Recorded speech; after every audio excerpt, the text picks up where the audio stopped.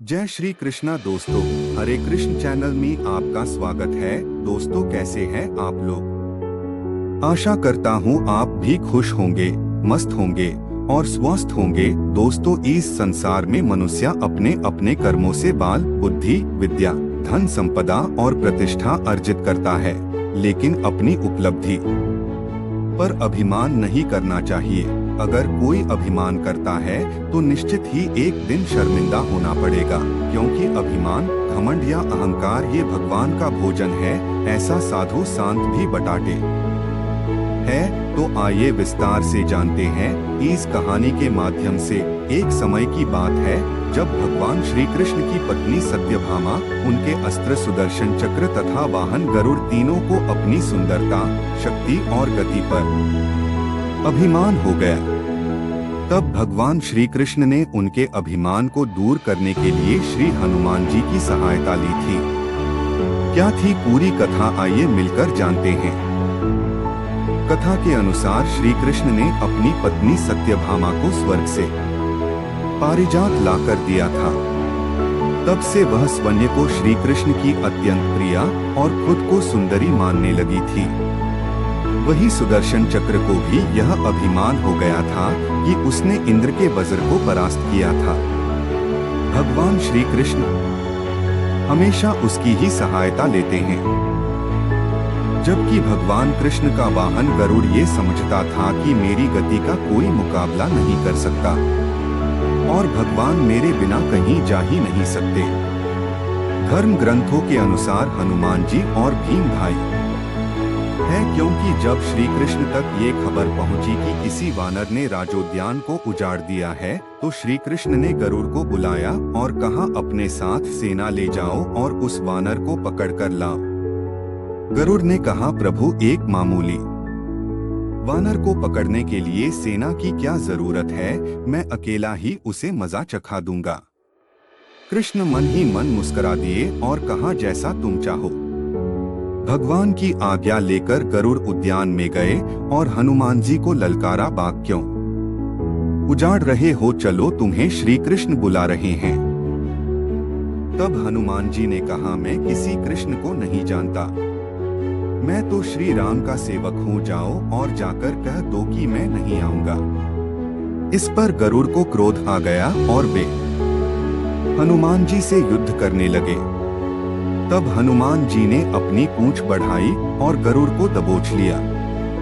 फिर पूंछ को एक झटका दिया और गरुड़ को दूर समुद्र में फेंक दिया। बड़ी मुश्किल से गरुड़ अपनी जान बचाते हुए दरबार में पहुंचा। गरुड़ ने भगवान कृष्ण को बताया कि वह कोई साधारण वानर नहीं है, मैं उसे पकड़कर नहीं ला सकता। गरुड़ की बातें सुनकर भगवान मुस्कुरा दिए।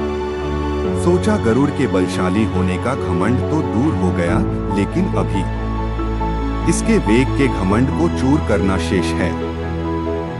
श्री कृष्ण ने कहा, गरुड़ हनुमान श्री राम जी का भक्त है, इसीलिए नहीं आए। यदि तुम कहते कि श्री राम ने बुलाया है तो फौरन भागे चले आते। हनुमान अब मलय पर्वत पर चले गए हैं, तुम तेजी से जाओ और उनसे कहना श्री राम ने उन्हें बुलाया है। तुम तेज उड़ सकते हो, तुम्हारी गति भी बहुत है, उन्हें साथ लेते आना। गरुड़ वेग से उड़कर मलय पर्वत पर पहुंचे। हनुमान जी से क्षमा मांगी, कहा, श्री राम ने आपको बुलाया है, अभी आओ मेरे साथ, मैं तुम्हें अपनी पीठ पर बिठाकर मिनटों में द्वारिका ले जाऊंगा। तुम खुद चलोगे तो देर हो जाएगी, मेरी गति बहुत तेज है, तुम मुकाबला नहीं कर सकते। हनुमान जी मुस्कुराए, भगवान की लीला समझ गए, कहा, तुम जाओ, मैं तुम्हारे पीछे ही आ रहा हूँ।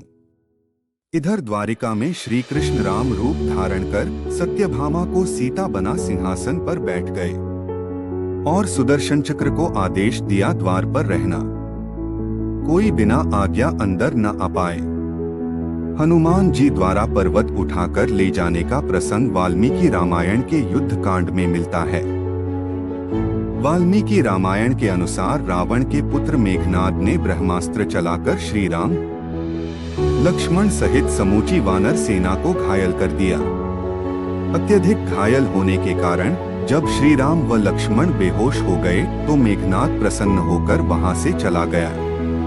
उस ब्रह्मास्त्र ने दिन के 4 भाग व्यतीत होते होते 67 करोड़ वारों को घायल कर दिया था।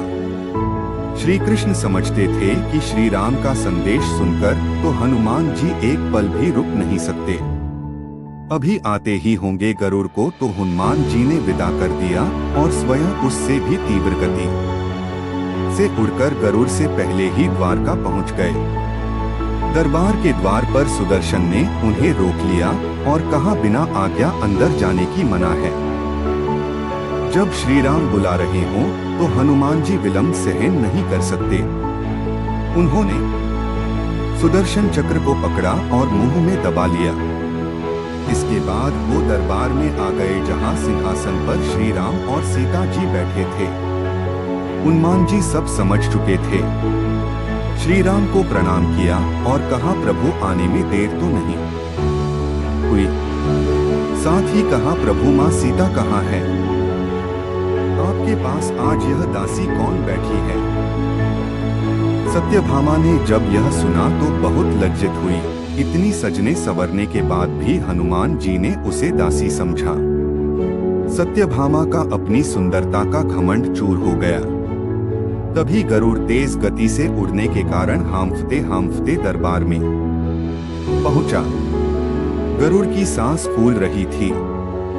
हनुमान जी को दरबार में पहले पहुंचा देखकर वह चकित हो गए और हनुमान जी के चरणों में गिर पड़े। इस तरह गरुड़ के बल का और तेज गति से उड़ने का घमंड भी चूर हो गया। तब कृष्णा रूपी श्री राम ने पूछा, हनुमान तुम अंदर कैसे आ गए? क्या द्वार पर किसी ने रोका नहीं था?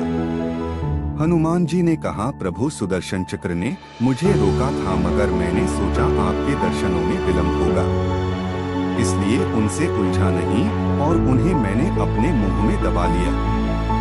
और यह कहकर हनुमान जी ने मुंह से सुदर्शन चक्र को निकालकर प्रभु के चरणों में डाल दिया।